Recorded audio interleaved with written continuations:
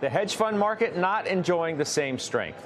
Here to share how that space is looking heading into the second half, Mithra Warrior joins me here at Post 9, Citi's North America Head of Capital Introduction.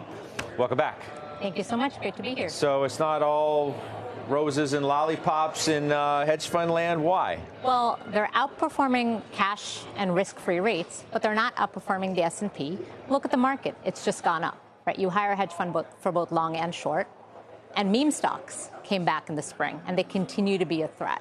So those two headwinds are really taking, having people take stock of what's happening in the hedge fund performance space and what they need to do in the second half. They probably, I would guess, and I'd love your insight on this, are suffering maybe more than anybody else from the great divergence we've seen from index level to the individual stock level, right? Because if you're a fund and you're not overly exposed to or heavily exposed to mega cap trade, what results are you showing? Yeah, I think that is the question, is what is the value of stock picking in a market where it's really about the Magnificent Seven and very narrow breadth.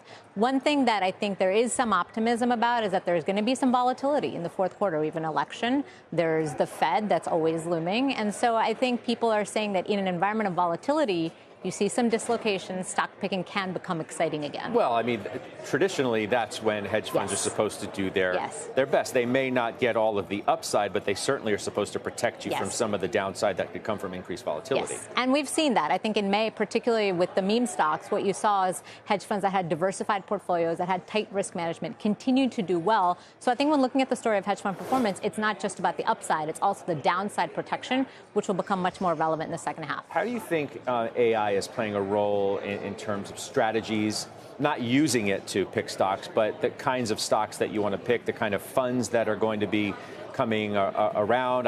What did I read that one of the most famed investors is starting an AI-focused fund. Yes. So is that going to become the norm? I think AI as a theme is certainly something you can't ignore. Look at sectors beyond just tech, right? You've got biotech, energy, even in the commodity space. You're seeing the influence of AI. So whether it's incorporating AI into your underwriting process or the influence of AI on the names that you own, it's something that you can't ignore, and it's pervasive, and everyone's taking a look at it. What do you see in terms of multi-strategy?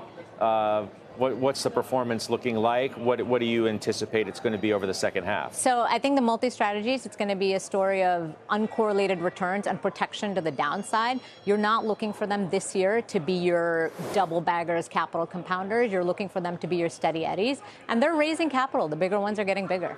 You mentioned the meme stocks returning. What do you think the impact is to this point on short funds? Are short fund, when people ask you, are short funds still relevant in today's market? How do you answer that question? I think for short-only funds, you have to take a look at the concentration in your portfolio. One of the things, the short-only funds of the past were either activists or highly concentrated. Now, the ones that if you want to survive, you have to have a reasonable diversification of your short portfolio, and you have to have some hedges to the long side. So I think it's more of a long-short story than a short-only story. Speaking of activists, has the activist pool, has it shrunk? Is it going, you hear about some of the same funds doing the same types of things, but I don't feel like it's anywhere near where it was, I don't know, 5-10 years ago when I was covering activist investors every single day. Yeah, I think it's episodic and opportunistic, and it's also a function of the market, right? You're not seeing valuations be as depressed as they once were at one point in time for it to be really meaningful to run a campaign. And that's the most important thing, right? How much can you compress that spread? And that's got to be an important consideration for an activist. It's good talking to you. Thanks for being here. Fantastic. That's Mithra Warrior from Citi joining us.